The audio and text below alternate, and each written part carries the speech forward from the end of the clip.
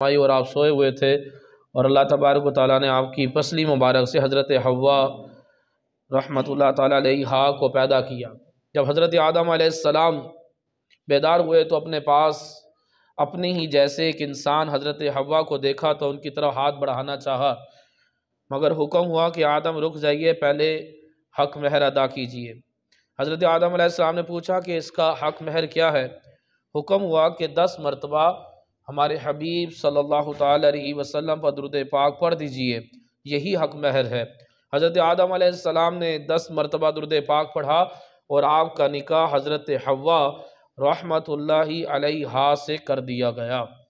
سبحان اللہ، کیا شان ہے ہمارے آقا و مولا مکی مدنی مصطفیٰ صلی اللہ علیہ وسلم کی۔ اس جگہ ایک ایمان فروز نقطہ ہے، علماء فرماتے ہیں حق مہر شفا بخش ہے۔ مولا علی شیر خدا رضی اللہ تعالیٰ عنہ فرماتے ہیں جب تم میں سے کوئی بیمار ہو تو اسے چاہیے کہ اپنی زوجہ سے اس کے حق مہر میں سے 3 درہم لے اور اس کا شہد خریدے اور اس میں بارش کا پانی ملا کر پی لے، انشاءاللہ الکریم شفا ہوگی۔ تو قربان چاہیے ہم سب کی امی جان ام البشر حضرت حوا رحمت اللہ علیہا کا تو حق مہر ہی درود پاک تھا، لہٰذا ہم درود پاک پڑھیں گے تو انشاءاللہ الکریم اس میں ہمارے لیے شفا ہی شفا ہے، ہر درد کی دوا ہے۔ صلی علی محمد، تعویذ ہر بلا ہے، صلی علی محمد، قرب خدا ہو حاصل، جنت میں ہو وہ داخل جس نے لکھا پڑھا ہے، صلی علی محمد، جنت مقام ہوگا دوزخ حرام ہوگا گر دل پہ لکھ لیا ہے، صلی علی محمد، صلو علی الحبیب صلی اللہ تعالی علی محمد وصلی اللہ تعالی علیہ وسلم، صلاۃ و سلام علیک یا سیدی یا رسول اللہ۔ اللہ تبارک و تعالی اگر کسی بندے کو نعمت عطا فرمائے تو اسے چاہیے کہ وہ اللہ تبارک و تعالیٰ کا شکر ادا کرے، اور جس کو نعمت نہ ملے وہ بھی شکر ادا کرے، صبر کرے۔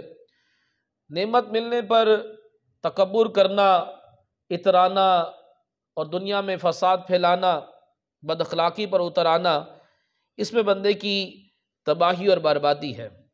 اللہ تبارک و تعالیٰ نے قرآن مجید فرقان حمید میں قارون کے حوالے سے بیان کیا۔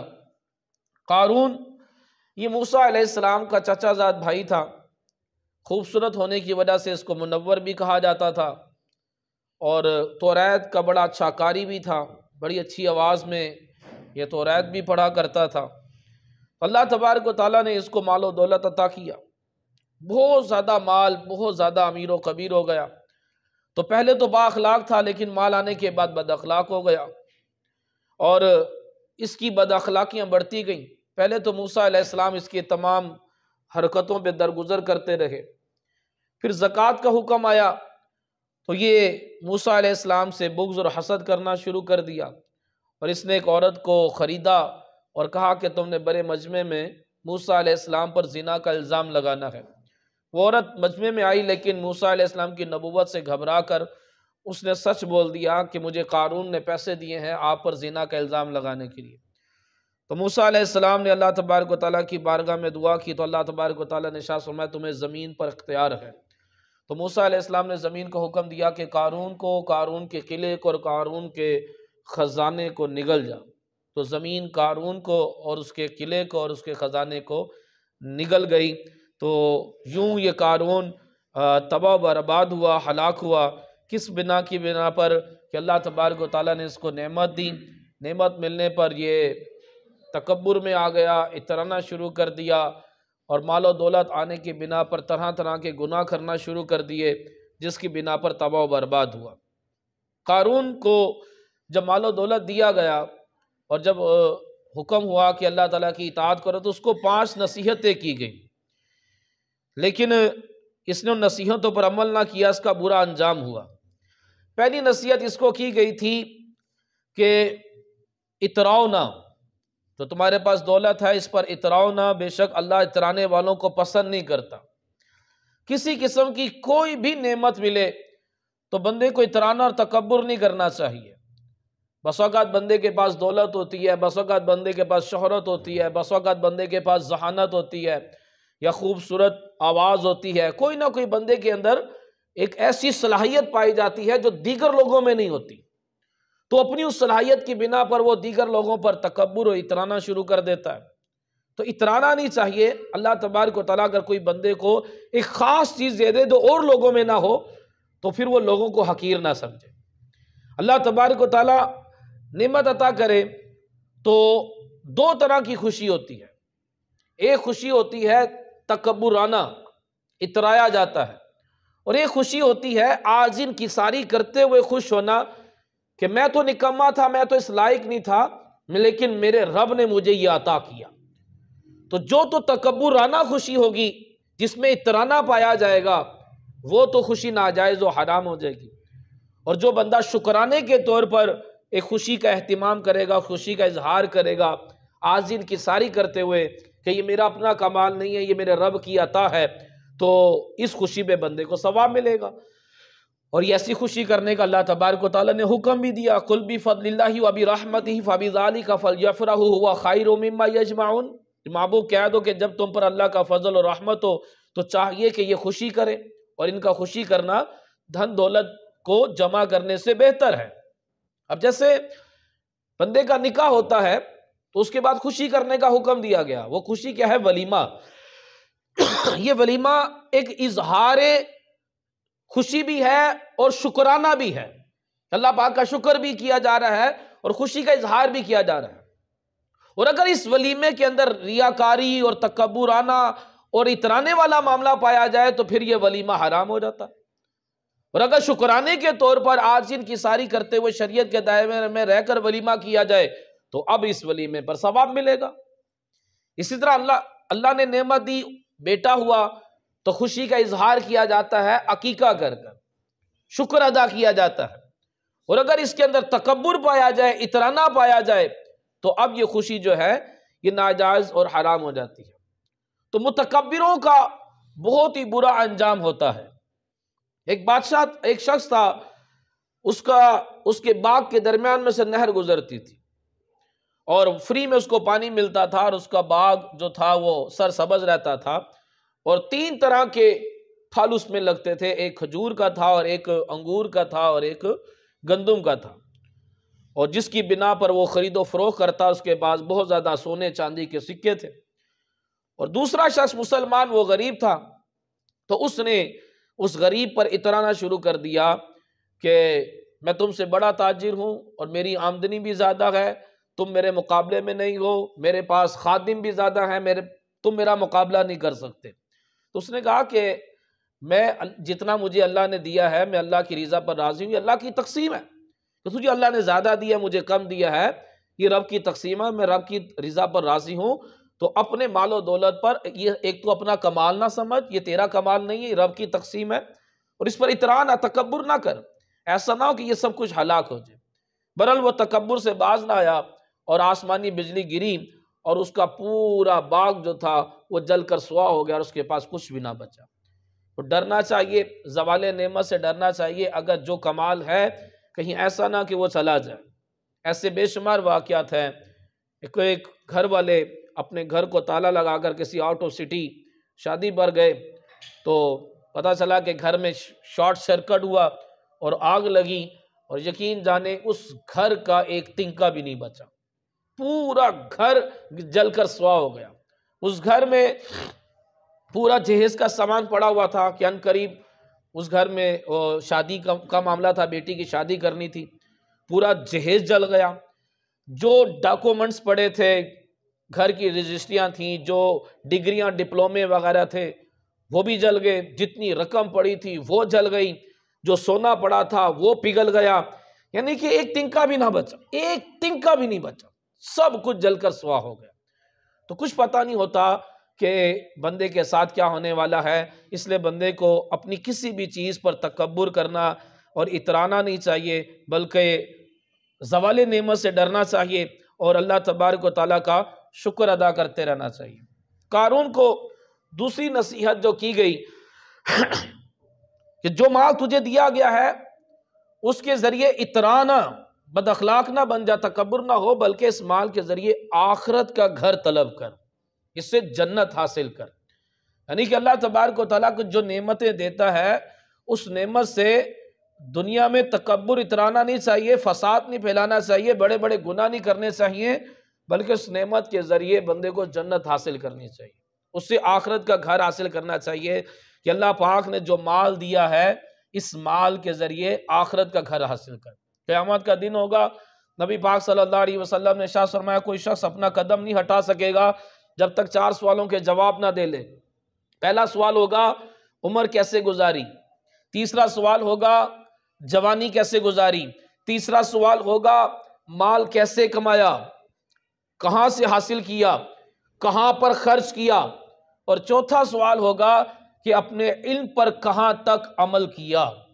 ہر بندے کو سے یہ سوالات ہوں گے اور ان سوالوں کے جواب دینے پڑیں گے کہ عمر کیسے گزاری، جوانی کیسے گزاری، مال کہاں سے لیا، کہاں پر خرچ کیا، کہاں سے لیا اس کا بھی جواب دینا پڑے گا، کہاں پر خرچ کیا اس کا بھی جواب دینا پڑے گا۔ ہر بندہ غور کرے کہ میں مال کہاں سے حاصل کر رہا ہوں، حلال جگہ سے حاصل کر رہا ہوں کہ حرام جگہ سے حاصل کر رہا ہوں، اور کہاں پر خرچ کر رہا ہوں، حلال جگہ پہ کر رہا ہوں یا حرام جگہ پہ خرچ کر رہا ہوں۔ تو مال خرچ کرنے کے والے سے بندے کو بڑا محتاط ہونا چاہیے۔ بندہ کہتا ہے میں مالدار ہوں، نہیں، ہم مالدار نہیں ہیں، ہمارے پاس مال نہیں ہے، ہم مال کے وکیل ہیں، ہم مال کے مالک نہیں ہیں۔ ہمیں مال دے کر اس کا وکیل بنا دیا گیا کہ اس مال کو فلاں فلاں جگہ پہ خرچ کرنا ہے، اور اگر اللہ کے بتائے ہوئے احکامات کے مطابق جہاں خرچ کرنے کا کہا گیا اگر وہاں خرچ کر لیں گے تو ہمیں ثواب ملے گا، اور اگر وہاں خرچ نہیں کرتے تو اب حساب، اللہ ناراض ہو تو عذاب۔ اب مال دیا تو فرمایا کہ بیوی بچوں کی پرورش کرو، ماں باپ کی خدمت کرو، رشتہ داروں پڑوسیوں کی مدد کرو، زکوٰۃ دو، فطرانہ دو، قربانی کرو، حج کرو، عمرہ کرو، ان جگہوں پر مال کو خرچ کرنا ہوتا ہے۔ اور اگر جہاں پہ خرچ کرنے کا کہا گیا اگر وہاں خرچ نہیں کرے گا تو بندہ ہلاک ہو جائے گا۔ تو جہاں پر خرچ کرنے کا حکم دیا گیا ہے اس کو بندے کو خرچ کرنا چاہیے، اللہ کی راہ میں دینے سے اپنا ہاتھ نہیں روکنا چاہیے۔ مالک بن دینار رحمۃ اللہ تعالیٰ علیہ گزر رہے تھے تو دیکھا کہ ایک شخص جو ہے وہ کسی انجینئر کو گائیڈ کر رہا ہے عالی شان محل بنانے کے حوالے سے، تو آپ اس کے پاس گئے، کہا کہ آپ جو اپنے دنیا میں رہنے کے لیے جو گھر تیار کرنا چاہتے ہیں اس پر آپ کا کتنا مال خرچ کرنے کا ارادہ ہے؟ اس نے کہا 2 لاکھ دینار۔ تو مالک بن دینار رحمۃ اللہ تعالیٰ نے فرمایا کہ اگر تم مجھے یہ 2 لاکھ دینار تم مجھے دے دو تو میں تمہیں جنتی گھر کی ضمانت دیتا ہوں، وہ گھر جو کبھی فنا نہیں ہوگا، جو گھر کبھی خراب نہیں ہوگا، جس گھر میں کبھی ریپیرنگ نہیں کروانی پڑے گی، اور وہ ہمیشہ کا گھر ہوگا۔ اس نے کہا کہ مجھے آپ 1 رات سوچنے کا موقع دیں۔ تو اب مالک بن دینار رحمۃ اللہ تعالیٰ علیہ ساری رات عبادت کرتے رہے، اس نوجوان کے لیے دعا کرتے رہے۔ صبح جب گئے تو اس کو دروازے پر منتظر پایا، کہنے لگا حضرت آپ کو کل کی بات یاد ہے؟ آپ نے فرمایا بالکل یاد ہے۔ کہا کہ آپ کیا یہ لکھ کر دیتے ہیں مجھے؟ تو آپ نے ایک رکہ لکھ کر دیا کہ میں ایک 2 لاکھ دینار کے بدلے میں جنتی محل کی ضمانت لیتا ہوں۔ اس نے وہ رکہ لیا اور 2 لاکھ دینار آپ کو دے دیے۔ شام ہونے سے پہلے پہلے آپ نے وہ ساری رقم جو تھی وہ اللہ کی راہ میں خرچ کر دی۔ کچھ دنوں کے بعد آپ نے دیکھا کہ وہی رکہ جو ہے اس محراب میں پڑا ہوا تھا، اور اس کی بیک سائڈ پہ لکھا تھا کہ مالک بن دینار جس جنتی محل کی تم نے ضمانت دی تھی ہم نے اس کو وہ محل دیا، بلکہ اس سے بہتر اس کو عطا کر دیا۔ تو آپ جب وہ اس نوجوان کے گھر پہنچے تو پتہ چلا کہ اس کا انتقال ہو گیا ہے۔ تو آپ نے جس نے غسل دیا تھا آپ نے اس سے گفتگو کی کہ تم مجھے اس کے معاملات بیان کرو، تو کہنے لگا کہ اس نے مجھے وصیت کی تھی کہ مجھے غسل دینے کے بعد میرے کفن میں ایک رکہ دیا تھا کہ وہ میرے کفن میں وہ رکہ رکھ دینا، تو میں نے وصیت کے مطابق اس کو غسل دیا، کفن پہنایا، رکہ اس کے کفن میں رکھ کر اس کو دفنا دیا۔ تو آپ نے وہ رکہ دکھایا کہ یہی وہ رکہ ہے جو تم نے اس کے کفن میں رکھا تھا۔ تو وہ دیکھ کر حیران رہ گیا کہ یہ آپ کے پاس کیسے آیا؟ یہ رکہ تو میں نے اس کے کفن میں ڈال کر اس کو قبر میں اتارا تھا۔ تو اللہ کے ولی جب اللہ تبارک و تعالیٰ کی بارگاہ میں کچھ عرض و گزارش کر دیتے ہیں تو اللہ تبارک و تعالیٰ ان کی بات کو پورا فرماتا ہے۔ تو اب اس نے مال کے ذریعے جنتی محل خرید لیا۔ اگر دنیا کا محل بنا لیتا تو دنیا کا محل کب تک اس کے کام آنا تھا، لیکن اس نے عقل مندی کا مظاہرہ کرتے ہوئے اس مال کے ذریعے جنت کا گھر خریدا۔ تو جنت کا گھر خریدنا چاہیے۔ مال ایسی جگہ خرچ کرنا چاہیے کہ جہاں سے اس کو آخرت کا فائدہ ہو۔ عائشہ صدیقہ رضی اللہ تعالیٰ عنہ کے پاس ایک خاتون آئی، اس کا الٹا ہاتھ پر فالج تھا، شیل تھا۔ تو آپ نے پوچھا کہ کیا ماجرا ہے؟ کہنے لگی کہ میرے والد صاحب بہت سخی تھے، اللہ کی راہ میں بہت زیادہ مال خرچ کیا کرتے تھے، اور والدہ میری بڑی کنجوس تھی کہ وہ والد صاحب کو بھی روکا کرتی تھی۔ والد صاحب کا بھی انتقال ہوا اور والدہ کا بھی انتقال ہو گیا، تو میں نے خواب میں دیکھا کہ میرے والد صاحب بڑے عالی شان لباس میں اور ایک باغ میں ٹہل رہے ہیں۔ تو میں نے پوچھا کہ آپ کا کیا حال ہے؟ کہا کہ جو میں نے اللہ کی راہ میں خرچ کیا، اللہ تبارک و تعالیٰ نے اس کا بدلہ مجھے عطا کیا۔ تو میں نے کہا کہ میری والدہ کی طرح، کہا کہ تیری ماں خرچ کرنے میں ہاتھ روکتی تھی، کنجوس تھی، اس کو مجھ سے دور کر دیا گیا۔ تو میرے اچانک میری نظر پڑی کہ والدہ جن نے اپنی ستر پر ایک چھوٹا سا کپڑا ڈالا ہوا ہے اور ہاتھ میں ایک چربی ہے جس سے وہ اپنے ہاتھ پر رگڑ کر منہ پر ڈالتی ہے اور پیاس کرتی ہیں، اور قریب سے ایک نہر گزری ہے لیکن اس سے پانی نہیں پی سکتی۔ تو میں نے پانی پلانا چاہا تو کہا کہ جو اس عورت کو پانی پلائے گا اس کے ہاتھ پر فالج ہو جائے گا۔ تو میں نے پلانے کی کوشش کی تو میرے ہاتھ پر فالج ہو گیا۔ عائشہ صدیقہ رضی اللہ تعالیٰ فرماتی ہیں کہ جو تمہاری والدہ نے جو ستر پر جو کپڑا ڈالا ہوا تھا تم نے اس کو پہچانا؟ کہنے کہ ہاں میں نے پہچان لیا تھا کہ یہی ٹکڑا تھا جو میری والدہ نے صدقہ کیا تھا، اور وہ جو چربی ہاتھ میں تھی جس سے وہ ہاتھ پر رگڑ کر چاٹتی تھی پیاس بجھانے کے لیے، یہ تھوڑی سی چربی بھی انہوں نے صدقہ کی تھی۔ تو اپنی زندگی میں جو تھوڑی چربی دی تھی وہ چربی اس کے ہاتھ میں تھی، اور جو ایک ٹکڑا کپڑا صدقہ کیا تھا اس کپڑے سے انہوں نے اپنا ستر چھپایا ہوا تھا۔ تو بندے کو چاہیے کہ وہ اللہ کی راہ میں مال زیادہ سے زیادہ خرچ کرے۔ نبی پاک صلی اللہ علیہ وسلم نے بکری ذبح کی اور اس کا گوشت تقسیم کرنا شروع کر دیا، تو کندھے کا گوشت جو تھا وہ بچ گیا۔ حضور نے فرمایا کیا بچا؟ تو عائشہ صدیقہ رضی اللہ تعالیٰ نے عرض کی یا رسول اللہ کندھے کا گوشت بچ گیا۔ فرمایا نہیں، جو ہم نے اللہ کی راہ میں دے دیا وہ بچ گیا، جو ہم نے روک لیا وہ تو ہم نے کھا کر ہضم کر کر ہلاک کر دیا۔ تو وہ ہم نے بچا لیا جو اللہ کی راہ میں دے دیا، وہ نہیں جو ہم نے جوڑ کر رکھا، یہ نہیں بچا، یہ تو ہلاک ہو جائے گا۔ تو اس لیے کہا گیا کہ اللہ تبارک و تعالیٰ نے جو مال دیا ہے اس مال کے ذریعے آخرت کا گھر حاصل کرے، آخرت کا گھر حاصل کرنے کی کوشش کرے۔ ایسا نہ ہو کہ بندہ جو ہے وہ دنیاوی عجیب و غریب جگہ پر مال خرچ کر کر جو ہے وہ اپنی آخرت کو خراب کرتا رہے۔ تو یہ دوسری نصیحت کی گئی قارون کو کہ اپنے مال کے ذریعے آخرت کا گھر طلب کر۔ تیسری نصیحت کی گئی کہ دنیا سے اپنا حصہ نہ بھول، دنیا میں اپنا حصہ نہ بھول، اس سے مراد کفن ہے۔ جتنا مرضی بندہ طاقتور بن جائے، دولت مند بن جائے، شہرت مند بن جائے، لیکن ایک دن مرنا ہے، آخر موت ہے۔ کر لے جو کرنا ہے، آخر موت ہے۔ آخر کیا ہے؟ 3 کپڑے ہی ہیں۔ دنیا کا خرب و ترین انسان، امیر ترین انسان مر جائے اس کا بھی وہی کفن ہے، غریب ترین انسان مر جائے اس کا بھی وہی کفن ہے، امیر ترین انسان مر جائے اس کی بھی وہی 2 گز کی قبر ہے، غریب ترین انسان مر جائے اس کی بھی وہی 2 گز کی قبر ہے۔ مرتے وقت سب کے ہاتھ جو ہیں وہ خالی ہوتے ہیں۔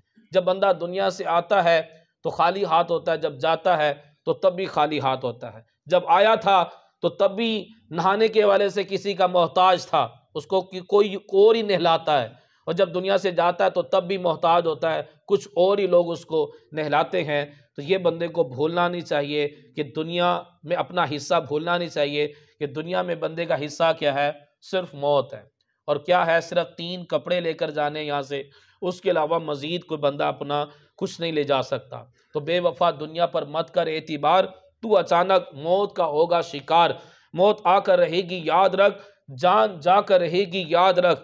موت آئی پہلواں بھی چل دیے، خوبصورت نوجوان بھی چل دیے، تیری طاقت، تیرا فن، تیرا عہدہ، تیرا کچھ کام نہ آئے گا سرمایہ تیرا۔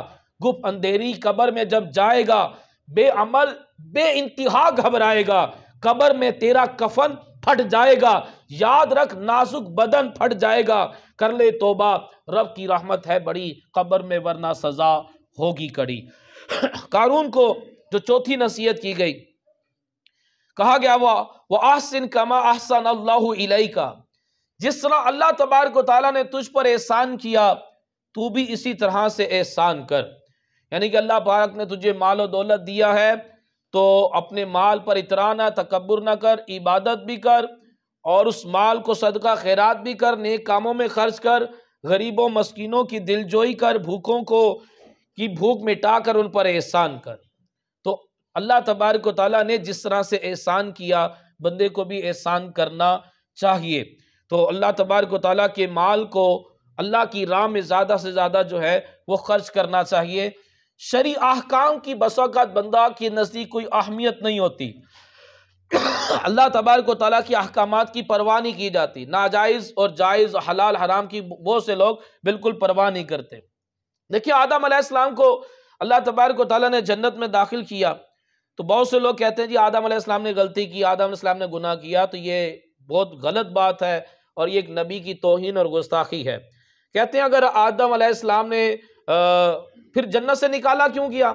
ظاہری بات ہے غلطی کی گئی تھی تو جنت سے نکالا گیا نا. تو سوال یہ نہیں بنتا کہ ان کو جنت سے کیوں نکالا گیا، سوال تو یہ بنتا ہے کہ انہیں جنت میں داخل کیوں کیا گیا. کیونکہ اللہ تبارک و تعالیٰ نے ارشاد فرمایا کہ انی جاعل فی الارض خلیفہ، کہ میں زمین پر اپنا خلیفہ بنانے لگا ہوں. تو آدم علیہ السلام کو جنت کے لیے تو تھوڑی بنایا گیا تھا، وہ تو زمین پہ بھیجنے کے لیے ہی بنایا گیا تھا. تو جب زمین پر بھیجنا تھا تو پہلے جنت میں بھیجا، بعد میں زمین میں کیوں بھیجا؟ تو پہلے جنت میں کیوں بھیجا گیا؟ سوال یہ پیدا ہوتا ہے. تو اس کی جنت میں بھیجنے کی علماء نے چند حکمتیں بیان کی. ایک حکمت یہ بیان کی گئی جب آدم علیہ السلام کو جنت میں بھیجا گیا تو اللہ تعالیٰ نے فرمایا کہ ساری جنت جس طرح مرضی تم استعمال کرو لیکن فلاں درخت استعمال نہیں کرنا. تو جنت جیسی پاکیزہ جگہ جب وہاں پر اللہ تبارک و تعالیٰ نے بعض چیزوں سے روک دیا تو دنیا میں کیوں نہیں روکے گا؟ تو دنیا کے اندر بھی ساری چیزیں ہمارے لیے جائز اور حلال نہیں ہیں. بعض چیزیں ہمارے لیے ناجائز و حرام ہیں، بعض چیزیں ہمارے لیے جائز و حلال ہیں. تو جنت کے اندر بھی اللہ تبارک و تعالیٰ نے روکا کہ اس درخت کے قریب نہیں جانا، جبکہ پوری کی پوری جنت بڑی پاکیزہ ہے. اس کے باوجود اللہ پاک نے روکا. تو وہ رب ہے جس چیز سے چاہے روک دے. ایک تو یہ کہ تمہارے لیے دنیا کے اندر شرعی احکام ہوں گے، بعض چیزیں تمہارے لیے جائز ہوں گی، بعض چیزیں ناجائز ہوں گی.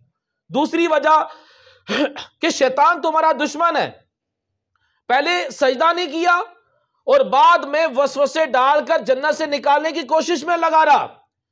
تو شیطان وہ ہے جو تمہیں جنت میں داخل نہیں ہونے دے گا. اپنے دشمن کو سمجھو، تمہارا دشمن کیا ہے اور وہ چاہتا کیا ہے، اپنے دشمن کی پہچان پیدا کر. پھر اس کی طاقت بھی بیان کر دی کہ اس نے زمین سے حضرت حوا پر وسوسہ ڈالا اور اس کا وسوسہ کام کر گیا.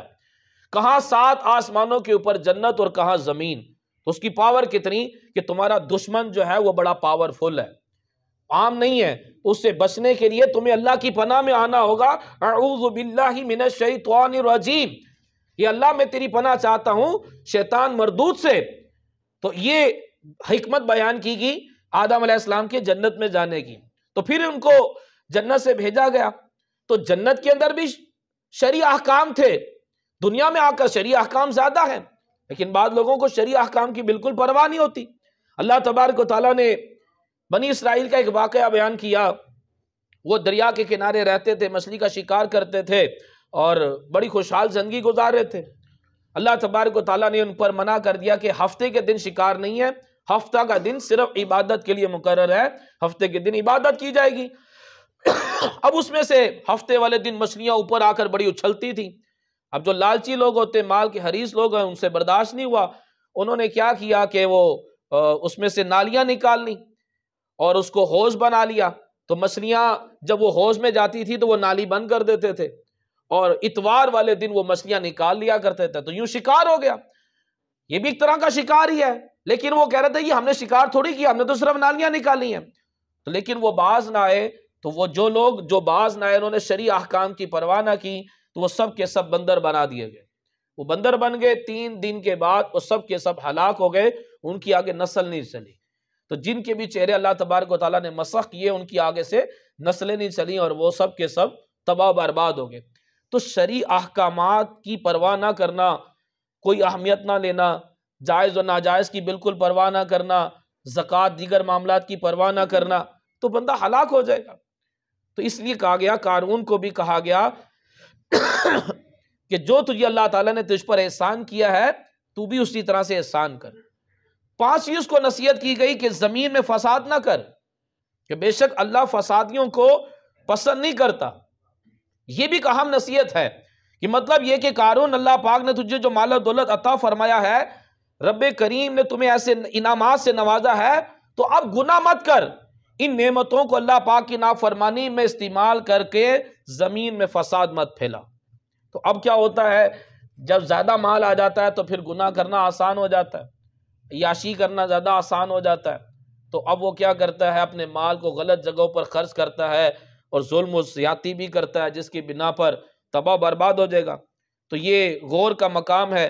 آج کل بے حسی عام ہے، ہم مال حلال طریقے سے کما رہے ہیں یا حرام ذریعے سے، اس بات کی کوئی فکر نہیں ہے لوگوں کی۔ جیسے کہ قیامت میں سوال ہوگا کہ عمر کیسے گزاری، ہر بندہ غور کرے کہ میں عمر کیسے گزار رہا ہوں۔ پہلا سوال ہوگا کہ عمر کیسے گزاری، ہر بندہ غور کرے کہ میں عمر کیسے گزار رہا ہوں، کیسے گزار رہا ہوں۔ تھوڑا سا ہوش سنبھالتے ہیں تو پڑھائی کی طرف لگ جاتے ہیں، پھر ایک ہی ٹارگٹ ہے کہ ڈپلوما اور ڈگری، پھر وہ اس ٹارگٹ کو پورا کرنے میں کامیاب ہوتے ہیں تو اس کے بعد دوسرا ٹارگٹ کہ جاب، کاروبار، پھر اس ٹارگٹ کو پورا کرنے میں کامیاب ہوتے ہیں تو اس کے بعد تیسرا ٹارگٹ، پھر مزید ٹارگٹ پورے ہونے کے بجائے موت آتی ہے اور بندہ قبر میں چلا جاتا ہے۔ تو بتائیں کس کام میں گزاری عمر؟ پہلے پڑھائی میں، پھر مال کمانے میں، پھر عیاشی کرنے میں، پھر بیماری میں، اور پھر قبر میں چلے گئے۔ ہر بندہ غور کرے کہ سوال کا جواب دینا ہے عمر کیسے گزاری۔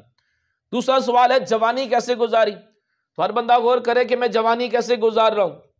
اب جوانی میں تو جوانی تو مستانی ہوتی ہے، اب جوانی میں خوب عیاشی کرنی ہے، ناچ گانا کرنا ہے، ون ویلنگ کرنی ہے، باجے بجانے ہیں، چھیڑ خانیاں کرنی ہے، تنگ کرنا ہے، مذاق کرنا ہے، جگتے مارنی ہے، کیونکہ جوانی کے اندر بڑا خون گرم ہوتا ہے نا، طاقت ہوتی ہے۔ بڑھاپے کے اندر تو ویسی طاقت ختم ہو جاتی ہے، اب تو نہ ون ویلنگ ہو سکتی ہے، نہ تو کچھ بندہ کر سکتا ہے۔ تو بڑھاپے میں بندہ گناہ چھوڑتا نہیں ہے، بس اگر گناہ کرنے کی طاقت ہی ختم ہو جاتی ہے۔ تو اس لیے پوچھا گیا کہ بتاؤ جوانی کیسے گزاری، سوال ہوگا جوانی کیسے گزاری۔ تیسرا سوال، مال کہاں سے حاصل کرتے رہے ہو اور پھر کہاں خرچ کرتے رہے ہو۔ جہاں سے آ رہا ہے اس پر بھی غور کریں، جہاں پر لگا رہے ہیں اس پر بھی غور کریں کہ جہاں میں خرچ کر رہا ہوں کیا میں درست جگہ پہ کر رہا ہوں۔ شادی بیاہ پر جو معاملات خرچ کیے جاتے ہیں، تھوڑا سا اپنے ضمیر سے پوچھ لیں کہ کیا میں صحیح جگہ پر پیسے خرچ کر رہا ہوں۔ ڈھول پر، باجوں پر، میوزک پر، خسروں پر اور طرح طرح کے معاملات پر جو میں پیسے پھینک رہا ہوں، قیامت والے دن اس سے پوچھا جائے گا۔ جو بلیئرڈ کلب میں جا کر جو میں پیسے خرچ کر رہا ہوں اس کے والے سے پوچھا جائے گا۔ جو شیشہ میں اور نشے میں جو میں پیسے خرچ کر رہا ہوں اس کے حوالے سے پوچھا جائے گا۔ آخری سوال ہوگا کہ اپنے علم پر کہاں تک عمل کیا۔ تو اس لیے کہا گیا کہ زمین میں جو اللہ تعالیٰ نے جو تمہیں نعمت دی ہیں ان کو فساد نہ پھیلاؤ۔ تو قارون کی ہلاکت کو بیان کیا گیا اور اس کی نصیحتوں کو بیان کیا گیا، لیکن اس نے نصیحت پر عمل نہ کیا تو وہ ہلاک و تباہ برباد ہوا۔ تو اس چیز پر ہمیں بھی غور کرنا چاہیے کہ اللہ تبارک و تعالیٰ جو بھی نعمت عطا کرے اس نعمت کے ذریعے آخرت کا گھر طلب کیا جائے۔ اللہ کی راہ میں مال خرچ کرنے سے ہاتھ روکنا نہیں چاہیے۔ حضور فرماتے ہیں صدقہ دو مال بڑھے گا، صدقہ دو بلا ٹل جائے گی، صدقہ دو بیماری ختم ہو جائے گی۔ ایک علاج تو یہ ہے کہ آپ ہاسپٹل جائیں، ڈرپ لگوائیں، انجیکشن لگوائیں، میڈیسن کھائیں، ایک علاج یہ ہے، لیکن اس کا یقینی نہیں ہے کہ آپ شفا ملے گی کہ نہیں ملے گی۔ لیکن جو حضور نے کہا وہ تو یقینی ہے۔ حضور نے فرمایا اپنے بیماروں کا علاج صدقے کے ذریعے کرو۔ تو جب کوئی بیماری ہے صدقہ نکالو گے تو بیماری ختم ہونا شروع ہو جائے گی۔ فرمایا صدقہ دو بلا ٹل جائے گی۔ جیسے میں نے بیان کیا، بندہ آٹو سٹی شادی پہ گیا، پتہ چلا پیچھے سب گھر جل کر سوا ہو گیا، بلا اگر صدقہ نکالا ہو تو بلا ٹل جائے گی۔ صدقے سے مال بڑھتا ہے۔ غریب بندے کو بھی صدقہ دینے کا حکم ہے۔ غریب بندہ صرف صدقہ ہی لیتا رہتا ہے۔ غریب بندے کو کہا گیا کہ کیا تم ایک کھجور دے سکتے ہو؟